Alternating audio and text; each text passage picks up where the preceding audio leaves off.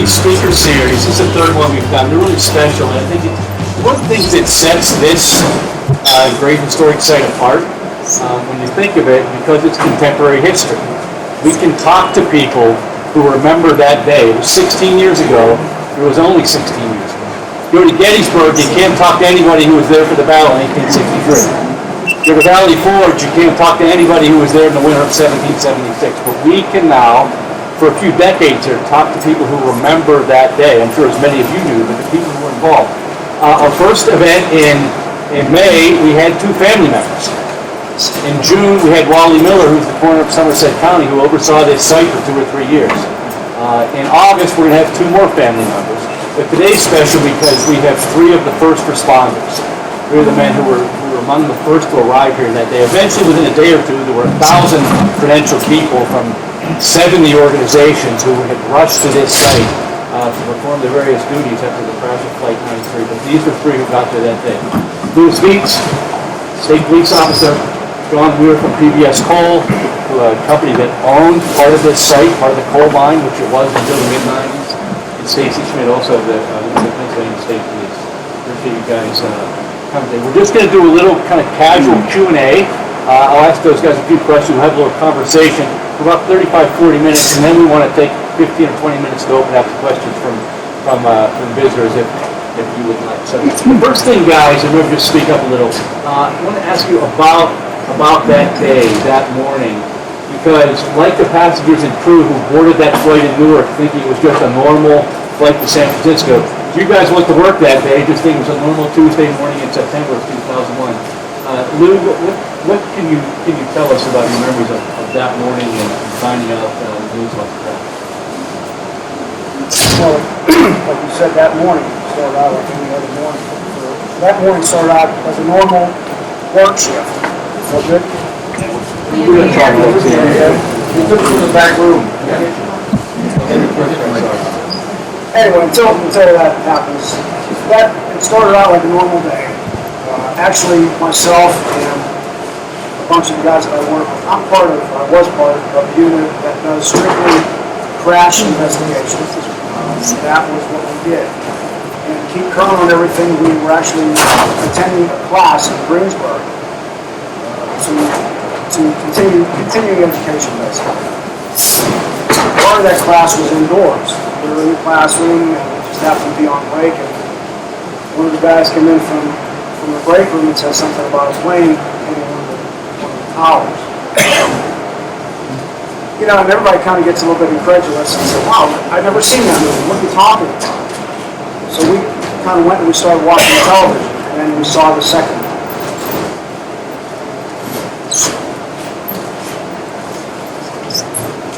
And we knew it wasn't a normal day anymore, but we still had our stuff to do. So we continued doing what we were doing. We had to go out into the field and do some testing. And while we were out there, we heard about the third plane. Still, we had our stuff to do because that was far removed from what we were doing. So we were paying attention. And the next thing you know, we hear chatter on our radios.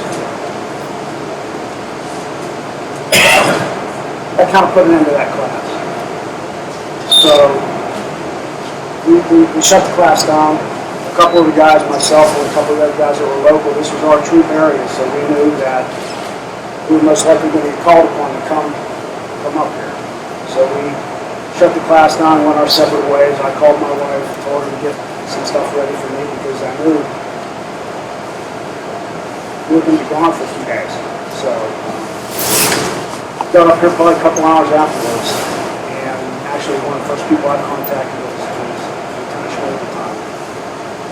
And just to get my instructions for being here. I mean, I don't feel like tell what I. Oh no, we'll bounce around. We'll bounce around. John, you were in a different role because your company owned part of this land. In fact, as we were talking earlier, this has been a coal mine for so long. You told folks a little about the history here before you talk about that morning. This is a unique site. This is called Diamond T. It employed hundreds of men. The road you come in to get here was our major hallway. Millions and millions of tons of coal. Not hundreds, millions of tons of coal went out just the way you come in. At the time the plane came down, we had a crew of guys underground in the deep mine right as you come in the entrance. We had some equipment here, a couple drag lines in here. Basically, it was done being surface mine. This was a surface mine, and 3 deep mines were on this property at one time. 2 on the B seam and 1 on the seam coal. It was all seam coal, metallurgical coal that kept this country going. We had our warehouses here. Our warehouses were still here, and that was our main warehouses for the company. We had 5, 6 deep lines going at the time the plane came down, and we had 5 or 6 strip jobs. The other thing, so you know about PBS coal, we're the guys that had the Cube Creek mine rescue too. We had the guys trapped underground. So I was in and out of this job probably 3 to 4 times a week coming in and out of here. Now the day that this happened, I happened to be at our Shade Creek plant, which is about 8 or 9 miles off the road, and left there and was coming in towards Buckstown here when my wife, who's here today, she called me and said that, hey, we're under attack. And I said, really, why? And she said, planes hit New York. I said, okay, what do you think? I kept coming, and all of a sudden, we carried pagers, little black pagers. I was on like a team that if something went wrong, I got paged. My pager's gone off and my phone's beeping. And I said to her, I'll call you right back, it's my boss. So my boss, I answer the phone, my boss goes, John, where are you? And I was actually right across from the Buckstown store, if you know, right up the road here. He said, get the Diamond T, a plane came down. She said, what? He said, a plane came down. Get there now. And I actually come in the hall room. I knew the ways to get in this place that probably a lot of people didn't. I spent a lot of time goofing off out here on looking for So, you know, it was something. So I called my wife right back. I said, see, you can believe there's a plane come down on Diamond T. And she said, wow, I'm hanging clothes out in the yard, and it flew over our house, which we just lived on the other side of this hill, and it actually flew over Space Mountain. And her comment was, I'm going to get the kids out of school.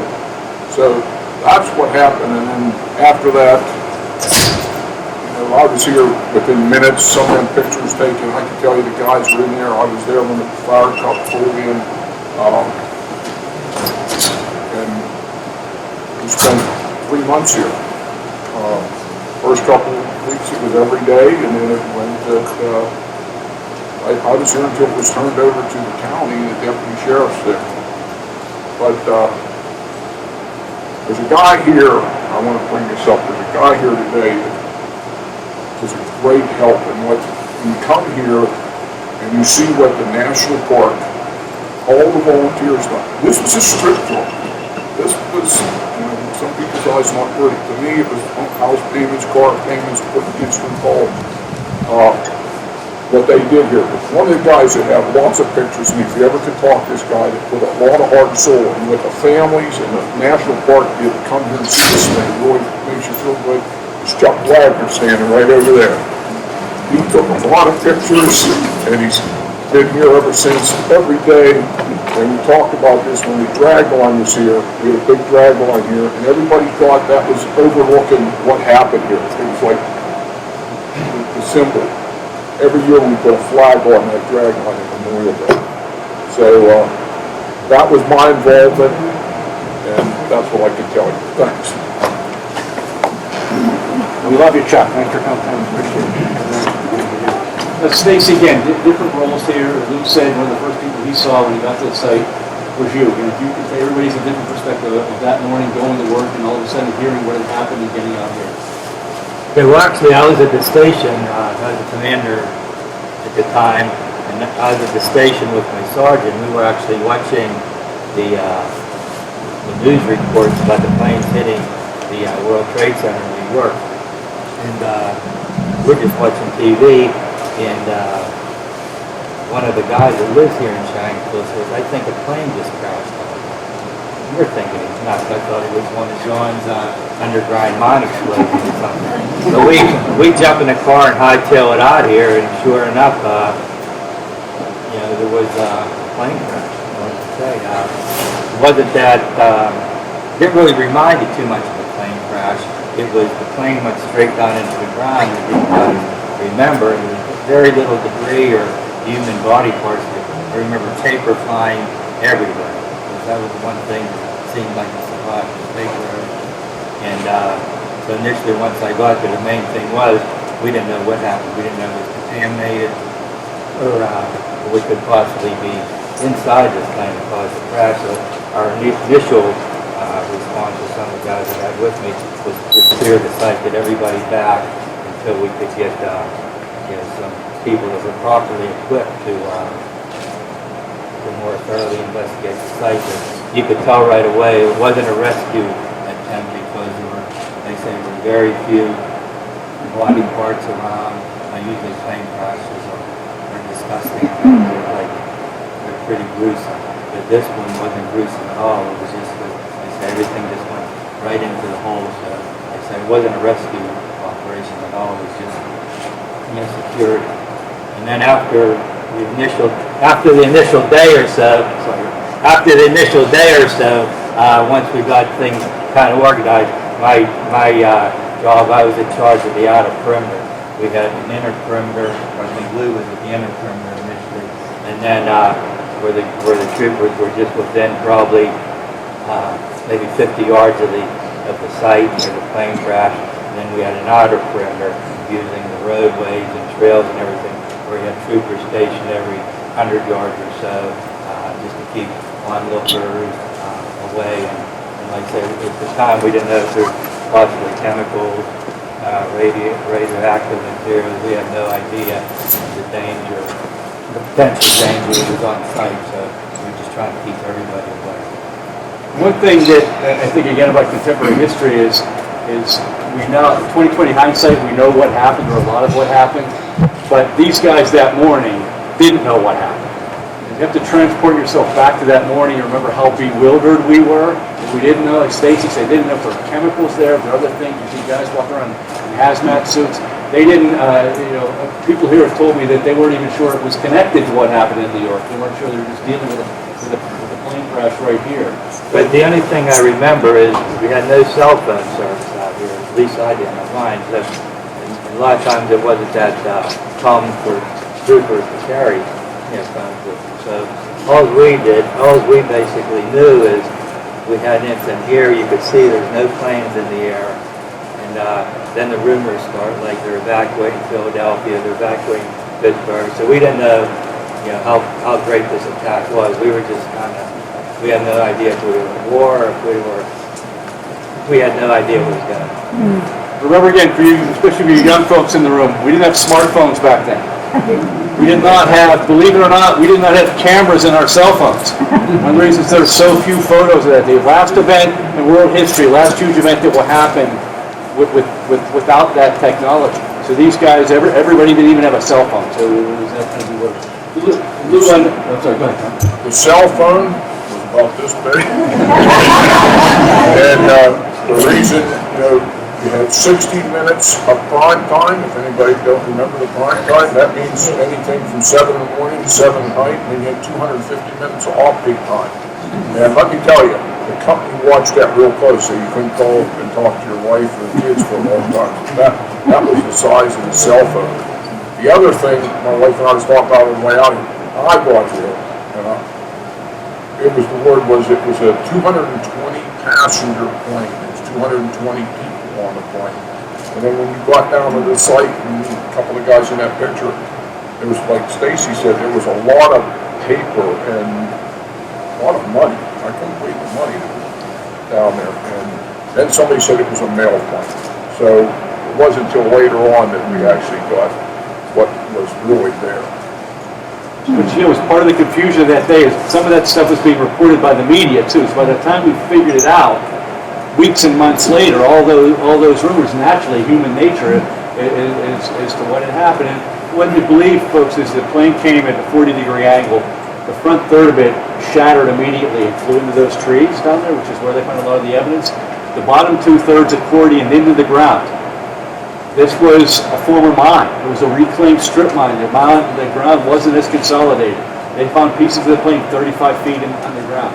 That's why when these guys got here, they all told me, in bewilderment of people who got here and couldn't see much evidence. Because a lot of it was in the ground or in the trees. Lou, I know you were in the mapping unit, and you did an oral history for the Park Service out here with the Forensic Flight Ministry. We talked about coming and finding objects, finding pocketbooks. I know it's an emotional thing for you, but I know you told me that that's where you're really, you're at a crash site, and all of a sudden that makes it very personal. You're connecting with people on the plane. Yeah, that's absolutely right. When you come to something like this, especially something of this magnitude, I think it was mentioned before, it's almost bewilderment because it is so massive, and there's something, especially for us, or at least the guys in our unit, you start trying to think of all the things that you have to do. So that kind of takes your mind, and it occupies your mind, so you don't get to the emotional part of it. And there was, all told, we covered about 1,250,000 square feet of space when we were doing our mapping. So there's a lot going on, but it's when you come across things like a wallet with a photograph or a driver's license. At one point we found a captain's license. It's that grounds you and brings you back and lets you know that it's not just a bunch of shredded metal or mechanical components. There are people here. And I told Catherine when we were doing the oral history, I said, it's things like that that get me angry because of what happens afterwards and how people say this and people say that. And the rumors that just started. So you have to put all that aside and realize that these are people. And you know, that's where it's still. I was coming up here today, and my daughter was with me. And as soon as I pulled onto the drive, and saw the said it started here. You know, it starts again. Because for me, it's still yesterday. Because I spent so much time there and worked real closely with the FBI and with their evidence recovery unit, and it's still, you know, I can still smell the smell of that. That doesn't go away.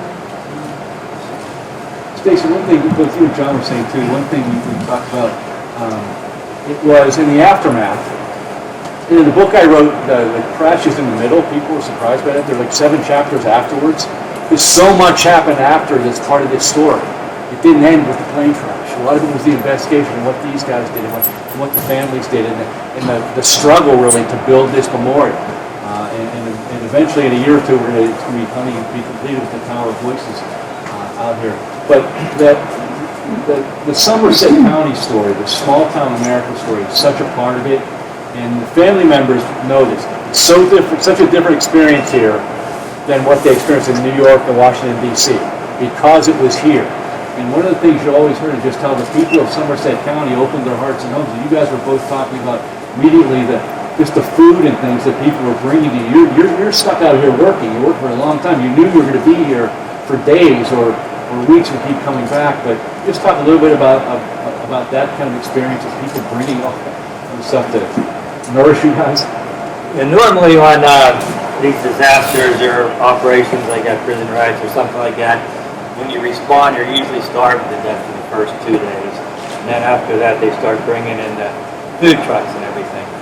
This site was different, as me and John were talking about. Almost immediately, you had churches, fire departments, just bringing in food for you. Because we were basically stuck here. We were stuck here initially, I think, 3 days until we got a chance to get a breather and go home for a while. So like I say, it wasn't, the people here in this county were great in that respect. But the biggest thing that I can remember is, like I told you, I was in charge of the outer perimeter. And we just bust troopers in and stuck them. You're here, dropped another one off, a couple 100 yards up, you're here, you're here, you're here. My next trip around, I see that half the guys have lawn chairs. The people who live next to them brought lawn chairs. They had a place to sit. Couple trips around again, they had little tents set up. Okay? I come through the third time around, every guy says, hey, ALT, you gotta try this.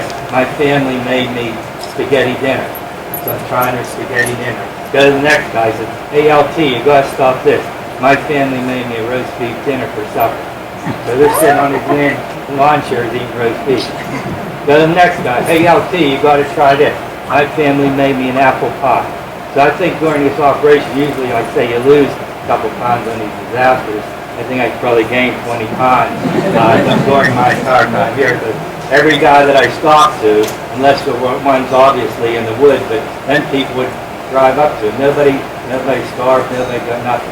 The people here just took care of these guys. And then eventually, a couple of days later, we were able to relay cars up, so they had cars to sit in and stuff. The first couple of days, we just dropped them off and they were standing. But it was a great experience just to meet a lot of these fine people that live in this area. Boy, I agree with you. Same thing Stacey's telling you.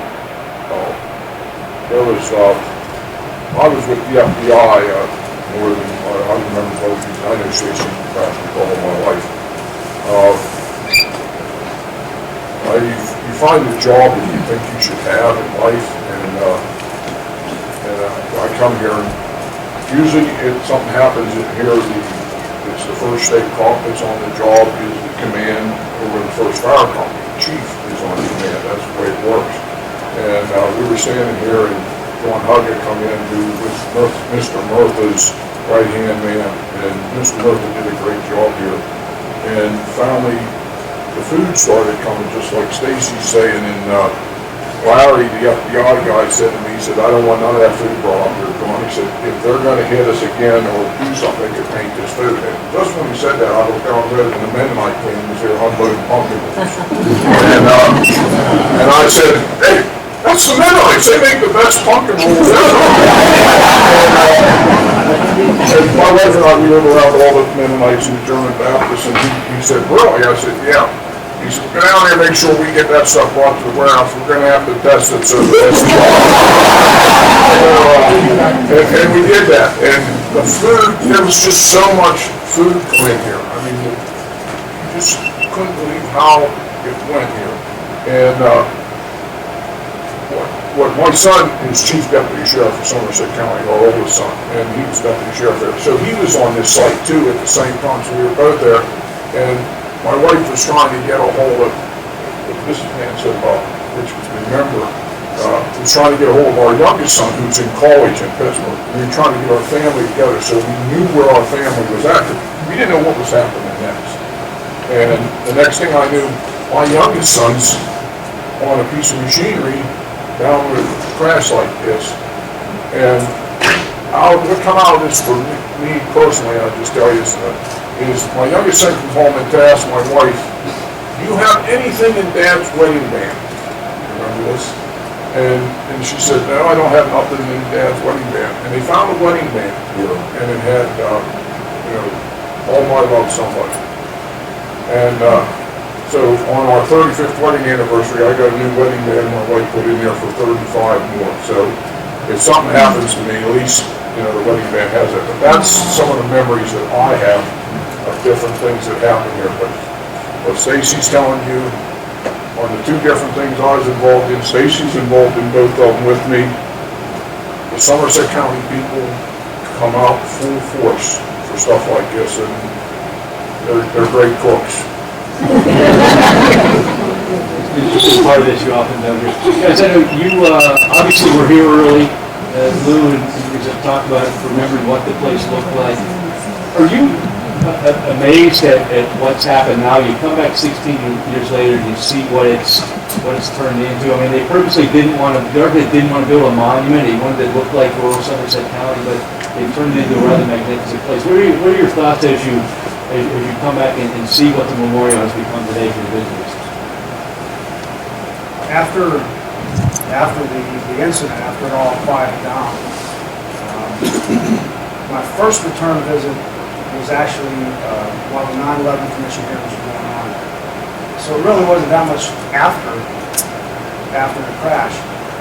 Even at that point, it was completely foreign to me. It didn't look like what we saw. The next time was for the 10-year anniversary, and I recognized it. And it throws you, because after spending almost a month here, day in and day out, you get used to coming and going one way and so on and so forth. It's amazing.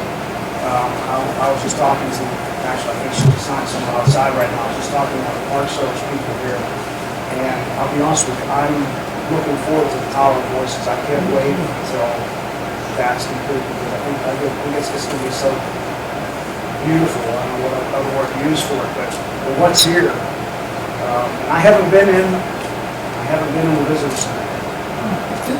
We'll get you For one reason or another, I can stay away from it. But I think I'm going to go in today, and I'm looking forward to seeing the history. I mean, I think this is great. What you guys are doing is great, and the fact that people want to come here and see what happened, and people need to come here to see what happened and learn about it. I think this is fabulous. And the Tower of Voices, those who don't know, there'll be 500 feet of the memorial. It'll be out at the entrance. It'll be a 93-foot tower with 40 wind chimes, one for each of the passengers and crew. The architect had the idea to open this all at one time. They just took a long time to raise the money. So on the 10th anniversary, they did the original part of the memorial with the wall of names down there on the site near the crash site. A few years ago, we opened up the visitor center, which really adds to the educational part. It's only been open for 2 years. And this fall, the sound breaking is going to, not the ground breaking, the sound breaking, the Tower of Voices, so that should be up in a year, so you'll get that experience as soon as you come. But John, again, you were here many years before anything happened out here, worked here at Coal Mine. When you see what the memorial has come, which person has done it. It's amazing. What the volunteers done here, like 92, I haven't been in the visitor center.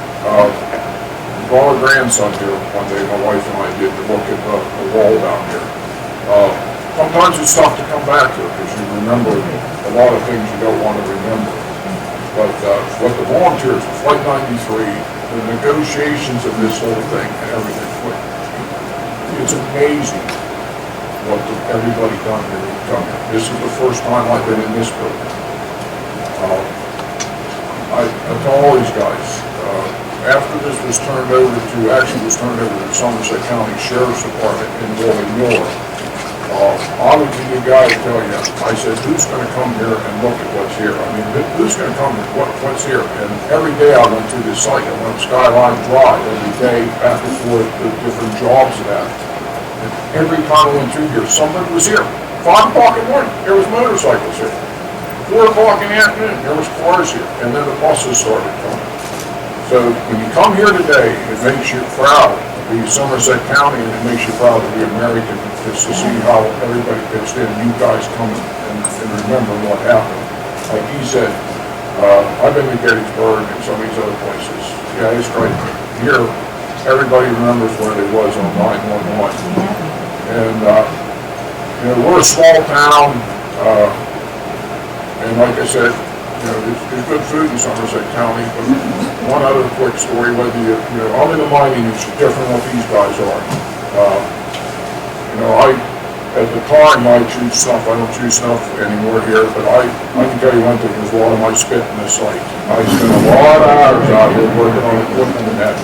But the one thing that my wife and I were coming over talking about, all of a sudden, he's Chief Deputy Sheriff of Somerset County, and I was Deputy Sheriff. He spent a lot of time here. And he asked us to stop, if I could leave this site on a Wednesday, the Wednesday right after the plane came down, I think it was the first one, and he said, I have a gun coming in at the local sports shop over, or wee little sports shop over where Stacey lived, the guy passed away now, and I opened up the door and come strolling in, and Weitz looked at me in the sports shop, he said, John, I hope you ain't getting no ammunition, because I don't have everybody in Somerset bought every pound of ammunition I had since the plane came down. I said, now I'm here to pick up Dusty's gun. And that's some of the things outside of this site that I remember real good, and how, you know, it was good to be here.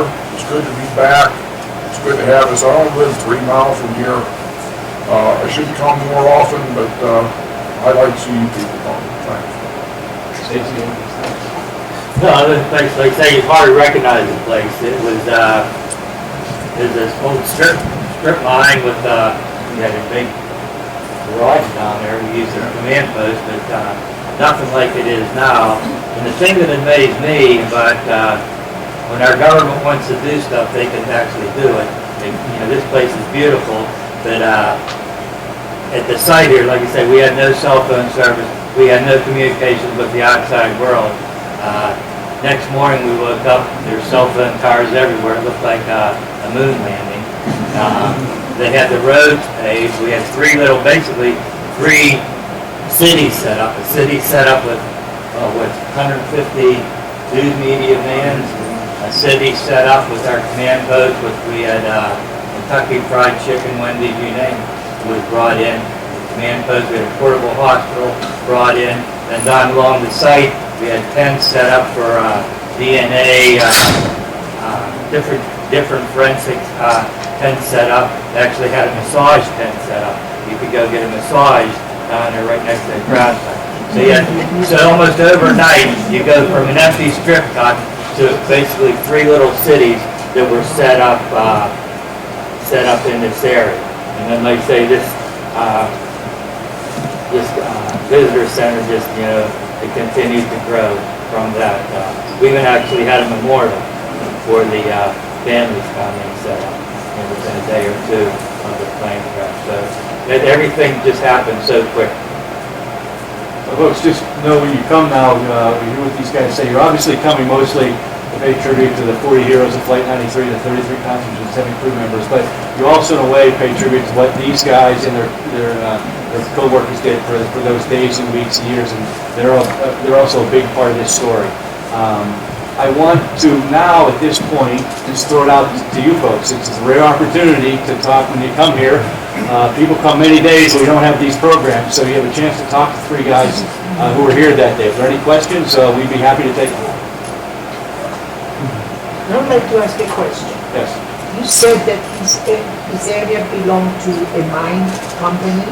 Most of it did. Yes. The government had to pay in order to get this site, or did the friends of Flight 92 have to pay in order to get this site so that they could do what they've done? There was a negotiation done, and that's how it was done. It was actually the family and friends of Flight 93 that actually put the deal together. But there was some bonds on this site because of mining and that, so there was compensation worked out that way. Yes. There were actually, in the park, the memorial you see today, there were actually 8 landowners back then. 2 of them were companies, 6 of them were individuals. So one of the reasons it took so long to get this going was there was negotiation on that land. Again, another thing that made it different from the other side. So it took a little while to do that negotiation. And you own everything from the time The government does all the way out to yeah. Part of the reason they wanted that land was to create a buffer. One, so it's quiet here. You notice it's quiet here, but also to prevent commercialization, which they didn't want McDonald's a quarter mile down the road. So there's a lot of planning that goes into it. While it seemed like a long time, to turn into a memorial in 10 years is really quick by our country standards. That was really quick to do it. But there's a lot of that planning has to go in place. There's a lot of work. As far as it impacting you, do you have the same jobs? Do you still all have the same jobs, or are you not able to do that? I don't have the same job. It's not because I was. Can you repeat the question, please? Ask if with the impact on these guys, do they actually still have the same jobs? I do not know. I retired from the state police and have a different job. I have the same job. I have a great rod. Is there a mine under here? Right under here, sure, there's a deep mine. There's cavities, it's flooded. Yes. There was 3. There was a deep on the deep hole, there's the lowest seam, and then there's a seam hole above it, and then we stripped the seams above that. Yes. And the coal went from probably, the top hole, goes from the surface down, but the peak lines were 235, 240 feet deep. And we were at the site out here, right at the entrance, we were almost over to Will's Corner. Our Key Creek line's 5.5 miles. When you get in the morning, you ride 5.5 miles down there. So that's, it's rooms and rooms of coal, and it's amazing. Those guys are not dumb coal miners like everybody thinks. Over here. Yeah, the mine company, how many employees that day actually lost their job? No, nobody lost their Nobody job. lost their No, job? no. They're still miners? Oh, yeah, we're still. Oh, it's still We're active hiring mine. people. No, this wasn't an active mine at that It point. wasn't active mine, it was a mine out at the end of the road. You come in, that was the last deep So mine, right it here. closed up within a couple of years Well, after. you said there's something underneath this, so that, It was done, we were done mining. okay, so then it just leaves going. Getting back to the previous question about your careers, are you still in the same career?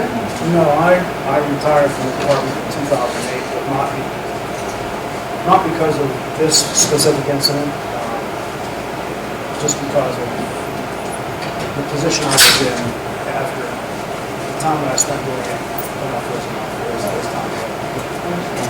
Thank you. That's what we remember, 16 years is a short period of time, but your work career is something that's a long time. So 16 years, these guys are doing them just moved on. So.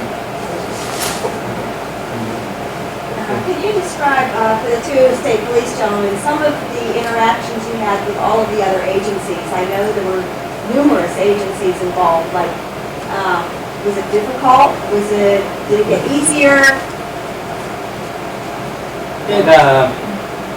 It wasn't really difficult because once you have, we knew our role. It wasn't like a turf battle or a homicide or something like that where we went to case and feds went to case. This, we knew right off the bat, we were here for security, and it was the FAA and federal government's responsibility to actually investigate. Just to expand on what Stacey said, I actually found, and it made me feel good, that there was such good interaction between like our departments, because I had contact with our department, with the FBI, with the NTSB, the FAA, and a few folks from United Airlines. And just the way everybody worked together was just phenomenal. One thing sticks out in my mind. When we first got here, a lot of what I was here for was documenting evidence and mapping the scene. So a lot of what we needed to do, we couldn't always see where we needed to see. So I needed some GPS units, and at the time, our department, that wasn't something we had. We had one, I think, was mounted helicopter, so I couldn't take that with me everywhere. But so I went to someone from a different agency, and we were talking, and I said, well, I could really use the GPS units. They sent somebody out to Walmart, bought every GPS unit they had in the store, and just dropped it to them and said, here, take it, do what you need. And just the cooperation between agencies was great. So can you ask if there's anyone else in the room that was here that day working for any of those other agencies? Anyone else here today who was there that day? Chuck, you were there. I ran a plug for communication. No? Steve's got it. You mentioned something about a book you wrote, or a book when you started. Yeah, so I wrote a book on Flight 93. It's for sale at the Visitor Center, and so it does look like a hockey, and I do donate all the proceeds to the memorial, so I'll do that. But that's how I met Lou, actually. It's a funny story. One of the things that, part of the great work that people out here started doing in the first 10 years were there were a couple ladies who would take oral histories. And when I first got my tour here after the 10th anniversary, I had heard they had several hundred oral histories of people who were affected to get that down. And I read a number of them to do the book, and one of them that I read that impressed me was Lou's. I didn't know who Lou was, but I read his report. It was quite informative of somebody who was here mapping and what he found, and I wrote about him in the book. And at the office of the Penguins one day, we got a call, and they said, "Hey, there's a guy who called. He wants to meet you. You're in his book. He's in your book." What? So, actually, Lou came down to the game, and we met each other, but that's how kind of people meet. But these people have left their imprint on history, and thank God that people like Lou and other people have done those oral histories, because as time moves on, I wish we had oral histories from the Gettysburg soldiers. We don't, but now we will always have these records. So when your children, grandchildren, and your children and grandchildren come back, those records will be there. That's just kind of one of the ways we met. Yeah. And not to help, I don't get anything from the book either. I was at where I work now. I was at work, and one of the guys I know come into my office one day and says, "Hey, I just read a great book on Flight 93." I said, "Oh yeah?" He says, "Yeah, and you're in it." I said, "What are you talking about?" Because nobody talked to me about anything, and of course, well, I had to go buy the book. One thing that process did was give me an appreciation for what these guys and their co-workers did. I think that was one of the stories that you never heard. What happens after the crash is so important here, and it's so important to what we saw today. As we get to wrap up here, one thing we talked about a little bit here, the difference in this site, we kind of talked to a lot of people who came here, and there was shock at the beginning because people were expecting to see more debris. It was in the trees, most of it was in the ground. And again, if you just kind of wrap up there with you guys talking about getting here that morning and kind of the bewilderment of it all, now that you know what you know. First thing I saw a plane. I mean, I didn't see the plane, but you could tell from the impact that, I mean, I saw a plane from wingtip to wingtip. And that bared out after our mapping, too, because there was actually, through the mapping process that we did, you can actually see an outline of an airplane. But it was, like Stacey said before, it wasn't, like we see worse at car crash scenes, as far as gore and blood and so forth. It was almost sterile, if you will, from that aspect of it. But it was just, it was awe-inspiring because of the magnitude of the crash site. And there were components, there were bits and pieces of aircraft pretty much everywhere. But what amazes me is how much of it was just shredded metal that we found all over the place, almost like confetti. So that's one thing. Yeah, the plane crashed at 563 miles an hour. So the amount of devastation. And don't forget, that plane was still nearly full of jet fuel when it went in. So did it burn the whole mountainside? Well, there were like some pine trees on fire when I got here, but like I say, it wasn't paper flying around everywhere, but it wasn't. I think that's why the rumor started that it was a mail plane. I think Lou started because there was paper everywhere, but there were no bodies. You know, we couldn't. That's why we were wondering where are all the people. And so at the beginning, the FBI quite early in this process realized that this would be the site where they found most of the evidence, because this was the only one of the 3 crash sites where the plane didn't hit a building. So much was destroyed by the planes hitting the World Trade Center and the plane hitting the Pentagon. Here it just went into the ground. So by the descriptions that everybody read, there was an immense fireball, but it was very brief because there was really nothing to burn. Fireball went up in the air, and then there was. So Lou said, well, they found pieces of money, they found paper, they found those things. So there was, and then obviously the amount of material they found in the ground. So the FBI's supposition proved to be true. They did find much more, and were really able to piece together the story of 9/11 in large part because of what they found here, because of the quirk of fate that it didn't hit a building, it landed in the middle of an open field. I would like to ask something of you, sir. You said you had never been back, and today is your first time back here? I was, after we turned site, I came back one time with my grandson when they built the wall about 10 years ago. And today's the first time I've been in this building, or I come back here. Okay. The memories become very, very strong. Is that what Never happened? forget. I will tell you one photograph in my mind that involves these 2 guys. And my wife and I talked about this today. That you'll never forget. It's one of them ones that crushes your heart and makes you proud to be American.